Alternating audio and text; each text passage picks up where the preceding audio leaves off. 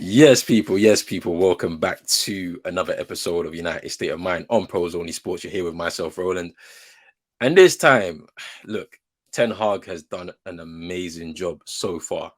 We still have so much more of the season to go. There's so many games to go, potentially determining our season in an even bigger way. But after that Carabao Cup win, I had to come back and do a part two to the video. Has Ten Hag done well at United? We obviously know that he's doing really, really good job. He's probably doing wonders. But let me break it down for you a little bit in this video. Make sure you hit that like button, hit that subscribe button as well if you're new. Hit that notification bell, follow the socials down below, and let's get into the video. Boy. After that Carabao Cup win for Manchester United, Erik Ten Hag is showing us he's cooking up something, man. He's cooking up something. Look, first 7 months in the job, he gets his first trophy in the Carabao Cup. Like, crazy to think that we even get to this point after the first two games of the season. After losing to Brighton, after losing to Brentford, it was literally back to the wall. And of course, going into this new season, I wasn't really optimistic to even see us get into that position. I thought we'd struggle in the league because mainly we had the same players as before, and I didn't think that a lot of them should have been around. But obviously, it would have take time to be able to phase some of those players out. Maybe they've hit their hit their ceiling, they've peaked. But after that defeat to Brentford, the man galvanized the group. And he's tried to create a siege mentality, which is something that some of the more successful teams in the Manchester United's history over the last 30 years have had. A siege mentality, everybody's together. If you're not part of that group, you have to leave. More on that later. But, the fact that we've won our first trophy within the first 7 months of his tenure is crazy.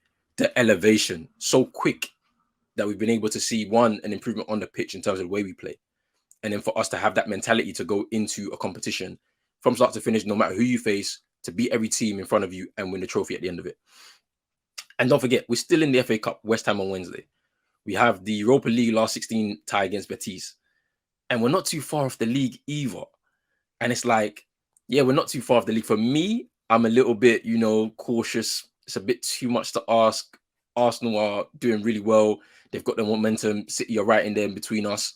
And we're a little bit too far off for this season, I expect. But next season, our eyes are on that league title for sure. Because think back to 2005, when we won the League Cup. A young team that was emerging in transition, and then Fergie galvanized the group. Tried to go for the league in their second season together as a group. Couldn't really get there. Finished maybe 13 points behind Chelsea in the end, and then went for the league in their third season. I think we're in that position, primed and ready to go for that league next season. Need a few more pieces in that in that team to be able to get us to that point, but we're ready for the league next season for sure.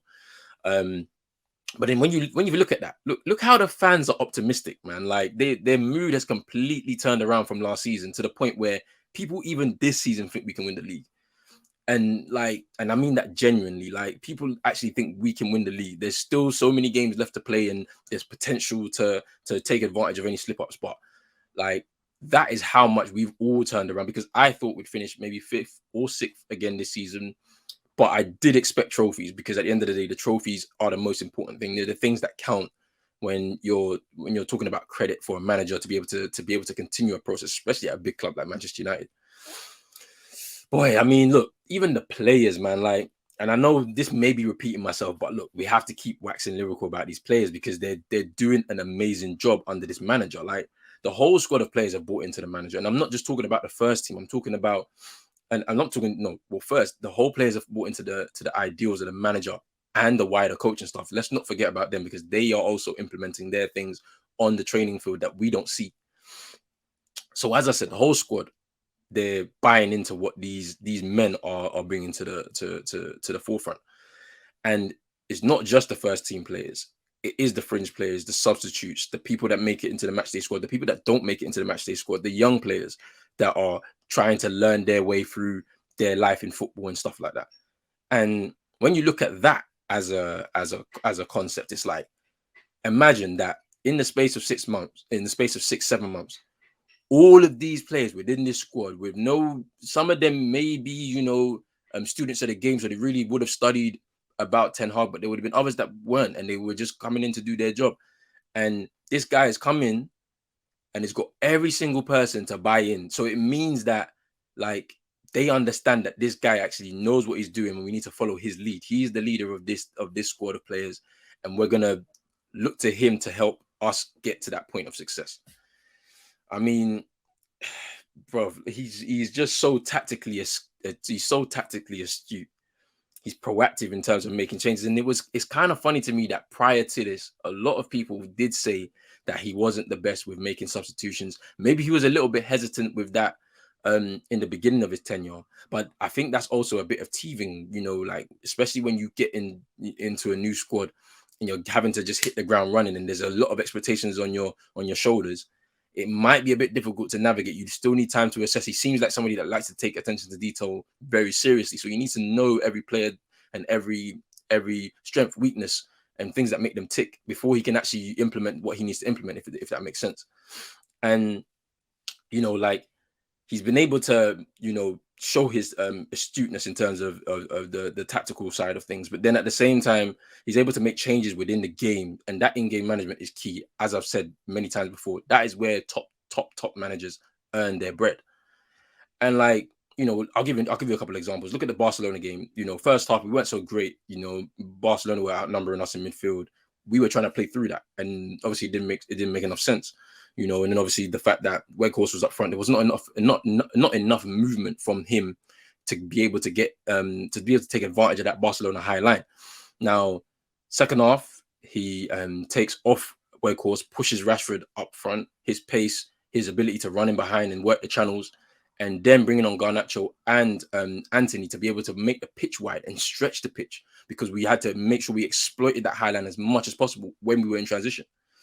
But then at the same time, you know, there's also the other side of things where even yesterday with Aaron Wan-Bissaka, you know, bringing him on at halftime, knowing that Dallow's on a yellow card and Newcastle will try and target him and get him sent off with Alan Saint-Maximin, and how, you know, erratic he can be, you know, how much of a dangerous, tricky customer he can be. Taking off Dallow, bringing on Aaron Wan-Bissaka, knowing that 1v1, he's going to be the guy to be able to shut him down. And he did that, you know, then making the changes such as bringing on McTominay and Sabitzer in midfield, meaning that we could solidify that midfield, not even give up any space, because all of these players are fighting. They all kind of a similar mode in a sense in terms of defensively, and they can all just do a little bit of a job and be basically a wall, so that the Newcastle players can throw anything that they want at United. They'll always have an answer in that midfield. And it just shows you like how much he looks at the game. Like, and for us, you know, as fans, we're sitting there watching it on TV, or if you're there at the games, it's a difficult thing to be able to try and put together, because when you look at it, right, we're watching it and we can see that, oh yeah, Dallow's on the yellow card, take him off. But then he's seen it from a different angle. He's like, yeah, okay, he's on a yellow card, we could take it off, because some managers would leave it. Some managers would leave that and expect the player to understand that you've got a yellow card, so you need to be careful about the challenges you need to make. But he took him off, was brave in doing that, brought on Aaron Wan-Bissaka, and maybe something that took away from, let's say, the attacking side of the game. He knew defensively he'll be able to shut that down and maybe switch it over to the left-hand side and let Luke Shaw bomb forward. You know, I mean, look, I feel like this is the first time in the last 10 years that the board has made the correct decision in terms of bringing in the right manager. Like, we've always missed the boat in terms of bringing in the correct manager. So I'll take you back. Fergie retires in 2013. The manager that should have replaced him with that experienced squad of players that we had, it was either Jose Mourinho or Carlo Ancelotti. Those are the only two managers that could take that squad of players and be able to continue on that legacy for at least another couple of years, whilst the rest of that squad will fall off, basically, because they will get into their elder ages and stuff. We missed the boat on that. Take David Moyes. David Moyes doesn't work. Instead of us to go out and say, all right, we have to just tear it up and start again and get a manager that we can, you know, back and trust to be able to work a process, we go and get LVG.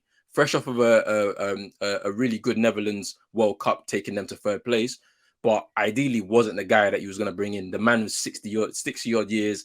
Like, you know, he's a bit, you know, old school in terms of some of his tactics. Yes, he works with young players and he likes to work with young players, but ultimately it didn't work out. And we missed the boat again by instead of getting a young manager and breaking up that team and starting all over again with the young manager and letting that young manager have a process and build a team, we didn't do it. Sack LVG. You bring in Jose Mourinho now. Once again, you should understand the kind of manager you're bringing. If you're going to bring in somebody like Jose Mourinho, who's won everything that you can think about in world football, you have to back him. You have to put the millions behind him to be able to implement what he wants to do and let him do his job. We don't do that. Then we get a lot of strained relationships between player and manager. You sack Mourinho.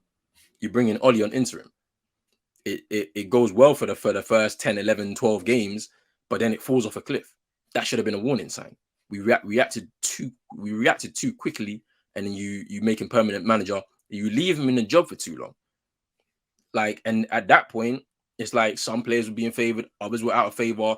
Once again, strained relationship between some players and the manager. He wasn't actually doing anything of note, because if Ten Hag can win a trophy in the first 7 months of his job, why can't Oli? There's an obvious reason for that. I'm not going to go too much into it. But then the actual opportunity to get the man, because there was talk of Pochettino, and a lot of people were clamoring for Pochettino, but that was the guy that you needed to get. And I was so happy that we were able to get him. I was so happy he didn't move to Barcelona when there was a vacancy there with Ronald Koeman leaving, because he's somebody that comes from that kind of school. He comes from that school of thought, the Johan Cruyff school of thought, that total football. Barcelona would have loved that right now. Of course, they've got Xavi and they're doing their thing, but at that point in time, I was pretty scared to see that he was a manager that was there, a big job like Barcelona, could entice him for sure, could entice any manager in the world of football. But he decided to stay at Ajax, and we got our man finally in the summer, and I'm so happy that we were able to do that. Just think about, man, like one of the most innovative minds in world football here in Ten Hag, that is our manager. And like, to be honest with you, it's the best decision that the board has made in the last 10 years since Fergie has retired and stuff. But look, we got a man in charge of our club who's emotionally intelligent. You know this because of the way he's been able to handle somebody like Jadon Sancho, who was having some fitness but also some mental challenges. And that's important, man. Like, you need to have a manager in this day and age that is going to be looking at, you know, people's mental health and how it affects them within the game of football, because it's important. Otherwise, they're not going to perform to their best. You know, he's somebody that's not been able to, he's not afraid to put his foot down. Look at the Ronaldo situation. Ronaldo, you know, came in, was, you know, thinking he was bigger than everybody else. And at the end of the day, yeah, you've done a lot of in the game of football, but this is a new team, a new process, a new manager, and he wants to do things his way. Either you buy into that or you leave. And I'm sure he made that very clear to him in the beginning. And it got to the point where it was untenable, get him out of the club. You know, the big, you know, like he's not afraid to make key decisions. Like, you know, look at the captaincy situation. Something that we all thought was going to be a very difficult thing to happen. It just happened so effortlessly with the fact that, you know, Harry Maguire is, you know, basically a fringe player. Do you know what I mean? Comes in for some cup games here and there and has to perform as part of the team, even though he is the captain. And Bruno is the actual captain on the field, playing every game. You know, he's not afraid to make those key decisions, those big decisions. And that is something that we've been missing, you know, from at least the last 3 years. Because the last 3 years, that manager didn't make the big decision that needed to be made.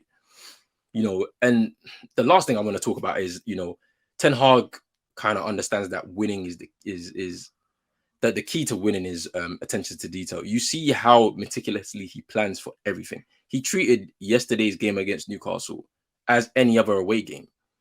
How he set them up. It wasn't any other special occasion, because at the end of the day, he believes in his team enough that whatever the setting, whatever the occasion, they're going to go out there and do their thing. And the thing about it is, the one thing that I love that he spoke about yesterday after his after the victory was the key players that he has in his side: David De Gea, Casemiro, and Rafael Varane. All of these guys have won things at a particular level in football, at the highest level in football. So they were going to be the generals on the pitch for him. So when things weren't going well, they kept us in the game. You know, you saw some of the last ditch blocks, or, you know, some of the interceptions from Casemiro, the saves from David De Gea. Those are the guys that know big games, and like, he trusts in those big players to be able to sort things out. And to be honest with you, he hasn't got too much time in terms of that bit of the spine left. That's why I feel like next season we're going for the league. I feel like that's going to be a big target for us. But we have to see what happens for the rest of this season. Hopefully we get some more trophies under our belt. And then I have to come back at the end of the season and give the full season review about Ten Hag and the team in itself. But look, you can tell I'm already excited about yesterday's victory in the Carabao Cup final. and there's still so much more football to be played. But let me know your thoughts on this part 2 of the video of has Ten Hag done well at Manchester United? Give me your thoughts, you know, like give me your analysis, because I'm eager to hear what all of you have to say. Make sure you hit that like button, hit that subscribe button if you're new, hit the notification bell, follow the socials down below, and I'm out, people. Peace.